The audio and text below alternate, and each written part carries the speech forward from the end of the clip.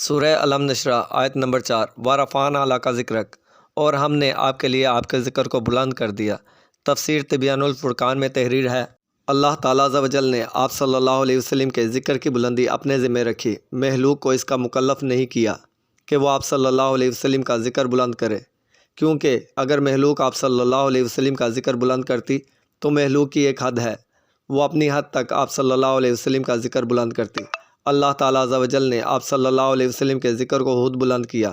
اور نہ اللہ تعالیٰ عز و جل کی کوئی حد ہے اور نہ آپ صلی اللہ علیہ وسلم کے ذکر کی بلندی کی کوئی حد ہوگی۔ اللہ تعالیٰ عز و جل وسعت والا ہے اور آپ صلی اللہ علیہ وسلم کے ذکر کی بلندی بھی وسعت والی ہوگی۔ نیز مخلوق کی ابتدا بھی ہے اور انتہا بھی۔ اللہ تعالیٰ عز و جل ازلی ابدی ہے، سو آپ صلی اللہ علیہ وسلم کے ذکر کی بلندی بھی ازلی ابدی ہوگی۔ حضرت سیدنا محمد صلی اللہ علیہ وسلم کے ذکر کی بلندی کا اندازہ اس حدیث سے کریں۔ حضرت سیدنا عمر بن خطاب رضی اللہ تعالیٰ عنہ بیان کرتے ہیں، حضور رسول اکرم رحمت دو عالم صلی اللہ علیہ وسلم نے ارشاد فرمایا، جب حضرت آدم علیہ السلام سے اجتہادی خطا ہو گئی تو انہوں نے کہا، اے رب، میں تجھ سے باحق محمد صلی اللہ علیہ وسلم سوال کرتا ہوں، تو مجھے بخش دے۔ تو اللہ تعالیٰ عز و جل نے ارشاد فرمایا، اے آدم،